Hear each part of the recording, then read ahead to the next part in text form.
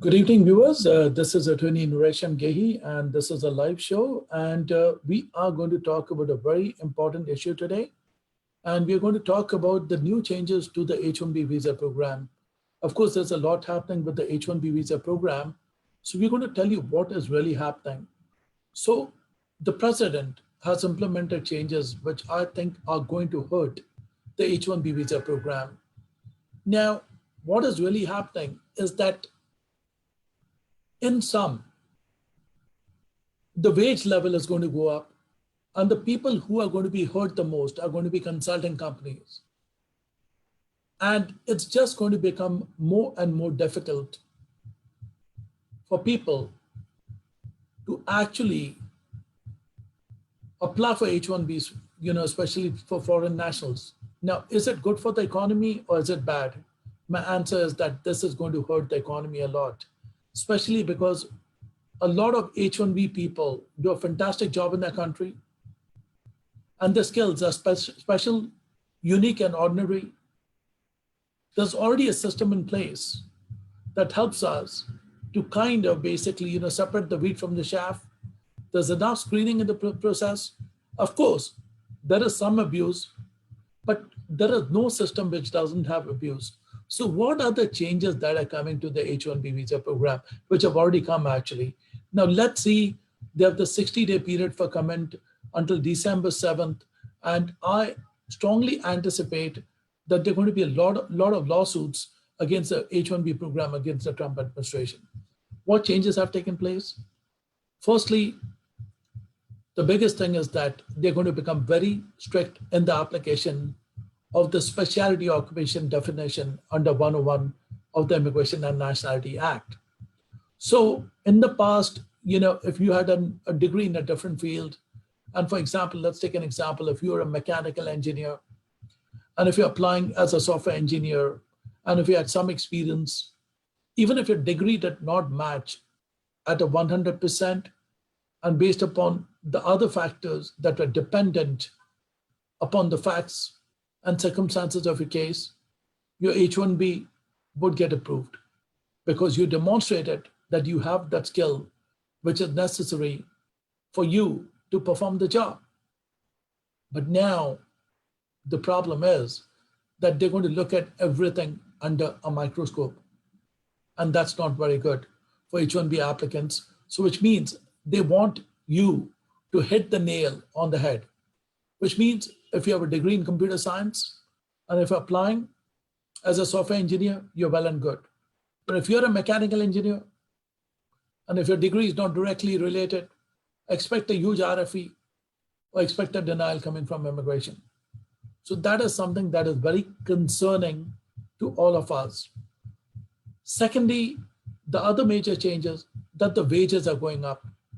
And for example, if you are a network engineer, and currently if the prevailing wage is around 70,000, this is just something that I'm talking from the back of my head, consider that to go up to $100,000. Why are they doing it? Just to make life difficult for employers. So as well as for employees to get hired. So the bottom line is that the prevailing wages are going up a lot, and that is going to make life difficult. Now, who is affected by this rule? People who are going to apply after October 8th, and if they apply for the LCA, they're going to be affected by this rule. People who are applying for new H-1Bs, they're going to be affected by this rule. If you are working for a computer consulting company, and if you have your H-1B through them, you are going to be affected because your H-1B will be valid for a period of 3 years or for 1 year instead of the 3-year period. So you're only going to have 1 year on the H-1B instead of 3 years on your H-1B. Now that is very concerning. Besides that, we're also going to have some new issues. And this is something that's going to be kind of difficult for some people who are already on H-1Bs. If you're going to apply for an extension of your H-1B, you'll be governed by the new rules. If you apply for an amendment, you're going to be governed by the new rule. If you're going to apply for a change of employer, you're going to be governed under the new rule. And above all, there's another major thing that people are not thinking about. Now, there's a new thing that came out for people from India, that if you are converting from an EB2 to an EB3, the problem is that if you feel that the wage for the EB3 is high, then what you can do, use the same labor if possible, and then convert it if possible. Tell them that you're converting into an EB3 by means of paying the employee the same EB2 wage. That may be a possibility in the case. Let's see how things take a turn. And that may be some of the issues which you're going to encounter. Also, some other important things that are coming out. We are going to look at a very high probability of audits, worksite enforcements. They want to see where you are working. They want to see where you are working, whom you're working for, how many hours you work, what you do will be audited under a microscope.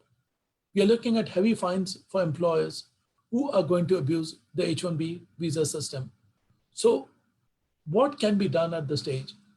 There are 60 days. During this 60 days, I feel that there will be extensive litigation, which means I strongly believe that a lot of consulting companies, a lot of IT companies, they are going to actually kind of file a lawsuit to make sure that this particular rule is challenged, and something happens about this really. So this is something that's very, very concerning. Now, what should people do at this stage? Number one, if you are already an H1, I would tell people don't jump from one employer to another employer. This is not the time for you to jump. Stay calm, be where you are. And who are the people who should actually be watching this very carefully? I have a degree in mechanical engineering, and I found a new employer who wants to sponsor me. And he wants to sponsor me as a software engineer, and currently I have my H1 approved. But when you are going to jump to another employer now, immigration will apply the new rule. So my recommendation to our viewers is to be safe rather than being sorry. So just make sure that you're safe, stay where you are for the time being, and take it from there. So also I'm going to see another change over here is when you're going to apply for your perm, I'm also expecting a salary change over there. So what should people do on student visa holders? So now, when it comes to student visa holders, and if you're from any country other than India, or if you're from any country, other than China, and if you have the STEM, if you are under the STEM occupation, what I have been doing is I've been speaking to my clients and advising them that it's better for them, especially the company that I work with, to go for basically a direct green card for the employee. And the employer can have an agreement with the employee that he wants the employee to work with them for the long term. And if a proper agreement is entered into between the parties, then that may be a big benefit to you. So structure the agreements in a way, if it's a very valuable employee to you, that is beneficial for the employee as well as you. So that's one thing that you need to do. And the sad reality is that we are seeing that things are changing. And what can happen? What is the silver lining that can come out of this entire thing? The silver lining that can come out is if the court blocks the administration's requirements, and if they block the court, the court says, no, this rule is invalid. Now, according to me, what I don't like about this rule, this is not going through Congress. This is something which is by means of a regulation, and this is by means of executive orders. And for me, these are abuses by the administration. And for me, it's a political stunt. It's just to basically, please basically people in the country who do not like immigrants. It's just for them to know that, this administration is coming up across very hard on immigration. Is that benefiting the United States? My answer is no. We all are entitled to our opinions, but my answer is a no. And I would definitely say that my answer is a no. Slam dunk no. Why? How are we going to have brilliant people like, the best of the best in our country who came in on an H-1B, and they have started all these major companies over here, and they're employing hundreds of Americans over here? How is that helping us? Already, if you want to check, look at all the tech magazines, look at some of the tech companies. There is a paucity of labor in the country, of skilled labor, of people who are very highly talented. How are you going to get a brilliant man in this country? And when you're going to basically ask him for an overkill of the wages. So look at what is the intent of the law here. The intent of the law is quote unquote anti-immigrant. In the past, when this administration came in, they made a statement that they were going to be tough on people who are not legal in the country. Folks, H-1B is a legal program. And the people who are currently working on H-1Bs, there are people who've been on H-1Bs for the longest time, especially if they're from countries such as India or from China. They've been here for a long time and they are waiting for their priority dates to become current. And those are the people, when they apply for the extensions, they may have issues if this law is not changed or if a court does not order an injunction on this. So this is something which is beyond human contemplation as to why immigration is not putting in its thought process in coming up with these changes. Why are you penalizing people who are waiting for the priority dates to become current? Why should the law apply to them? Okay, if you want the law to apply to people who are applying for new H-1Bs. And of course, I must say, even that is not correct.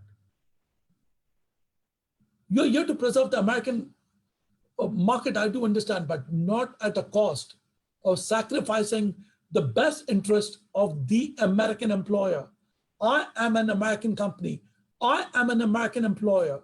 But when I cannot find talent, how can I grow the United States of America? So ask this question in the Silicon Valley. They will give you the answer of how hard it is to find talent. Ask people in the medical profession. There's a saying that the proof is in the pudding. And there are a lot of people who don't like immigration in America. But they also need to know one other thing, that a lot of the doctors that are treating them and the family members when they're sick, they're on H-1B visas. So do you want those people to go back? And these people are legal in this country. These people are doing a great job in hospitals. Some of them are H-1B nurses too. Yes, nurses. Some H-1B nurses are allowed to come into the country. So now, according to the Trump administration, you are going to stop doctors from coming into this country on an H-1B visa. Are you trying to basically make sure that more people die because of COVID because we cannot sponsor more doctors into this country? We cannot have more nurses in this country. So the administration needs to think about these issues. A good politician or a good political party in America does justice to the society. Where is that justice when you are asking a hospital to pay $180,000 for a job which is actually worth $120,000 for a doctor? So what you're trying to do is just basically to make sure that you satisfy the majority of the country. You're not doing anything more than that at the altar of people who are actually coming in legally to the country. H-1B is a legal program. Yes, there is abuse. Show me one system that is perfect. And unfortunately, I do not live in a perfect world. So the question is that we are going to see a major impact in the healthcare sector too. Your physical therapist, he comes in on an H-1B visa program. So if you are sick And if you cannot find a physical therapist, and we all know how difficult it is for us to make appointments with doctors, how difficult it is for us to make an appointment in the hospital. You know why? Stop these programs and we'll have nothing left. Now, people think that the IT sector is being abused. Do you know that even in the medical sector, the IT sector is related? So now we all, including me, we want the best care in the hospital. But do you know, in order for that hospital to function properly, it needs a right software program. You're so lucky when you go to these hospitals, you go to these emergency centers, they check your pulse within a second. They do everything for us within seconds. They're checking your blood pressure within a second. There is a software program behind that. There is a software program behind that. And if there is a software program, we all are benefiting from those softwares, correct? So this is where the IT industry comes in.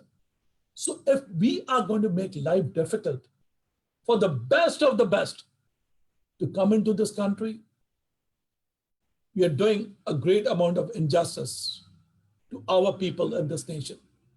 So it's very important that we make sure that we have a system that is fair. We have a system that is going to benefit everybody. So this is something which I tell everybody, just make sure that a system is fair and reasonable. There's a very good saying from the world of law, and I love it. You know what that saying is, folks? The true administration of justice, the true administration of justice is the firmest pillar of good government. The true administration of justice is the firmest pillar of good government. And I don't think so that by killing the H-1B visa program, we actually having a proper justice system in this country. And I think that H-1B visa holders do a very good job in our nation. And on the whole, yes, I do agree that there may be some abuse. Penalize those people who are abusing the system. But why do you want to kill the vast majority of the good employers who are using this program for the right reasons? If the corporate is using it, that's an American company. That's a company that belongs to an American citizen on most occasions, or a green card holder. So why do we want to kind of kill a program which has been so beneficial over the years? This is the question for all of us to understand and act. This is something I tell my people, that look at everything objectively. Don't say that exactly, that the grapes are sour. Look into the gravity of the question. Do your research. I love everyone. I love my American brothers. I love everyone in the world. But at the end of the day, look at everything objectively before we make these decisions. So my anticipation is that this law, which is kind of basically, I would say, like a killer for the H-1B program, should be overturned. And I believe that judges should look into the law very carefully. They need to make sure that this is an abuse of discretion by the current administration. This is an abuse of the legal process. This is something that needs to go through the Congress of the United States. This is something that should be kind of monitored very carefully before any abrupt decisions are made by the administration. So again, I'm going to sum this up very beautiful for all my wonderful viewers. The bottom line here is H-1B, the prevailing wages are going up. And I think don't quote me on this. I think that the prevailing wages are going to be increased by close to at least 20 or 30% of the wages that were in effect from October 8th. They have 60 days until December 7th. And I strongly believe that this law will be challenged. All the consulting companies / body shopping companies will be seriously affected because they'll get the H-1Bs for a period of 1 year. And you all rightly know that the premium processing fee has gone up to $2,500. That's another major kind of concern for a lot of people in this particular instance. And H-1B extensions will be affected. Current H-1B holders are not affected by the program. H-1B amendments, people are going to apply for amendments are going to be affected. Change of employers is going to be affected under the new program. So this is something that I want my viewers to know as to what we are anticipating. And one other thing, as I had mentioned earlier, the specialty occupation will be looked under a microscope. So on this program from Green Card with Gehi, what are my recommendations? Number one is if you are on a student visa, and if you're from any country other than India or from China, speak to your employer and your priority date, if it's current under EB2, if you're pretty close to the priority date being current, ask your employer to start your green card process. And there can be agreements that can be made between you and the employer that you can work for the employer on a long-term basis.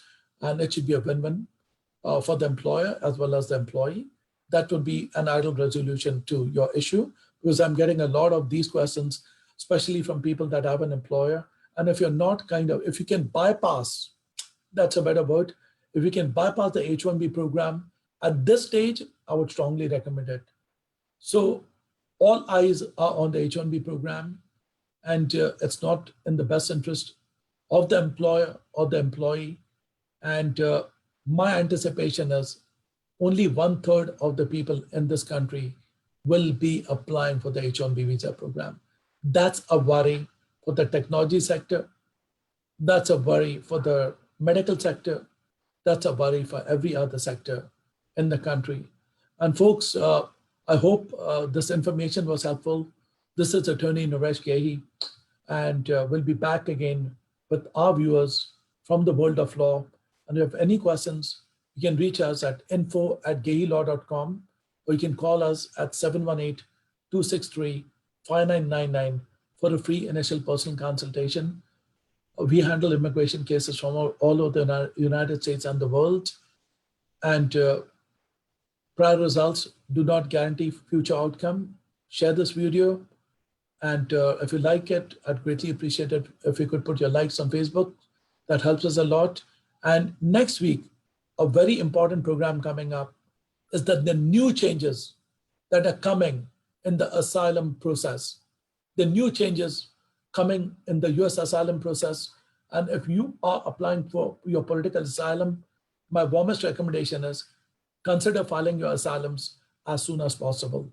Thank you. We'll be back again next week on Wednesday, 6:30 p.m. Eastern Standard Time on Green Card with Gehi.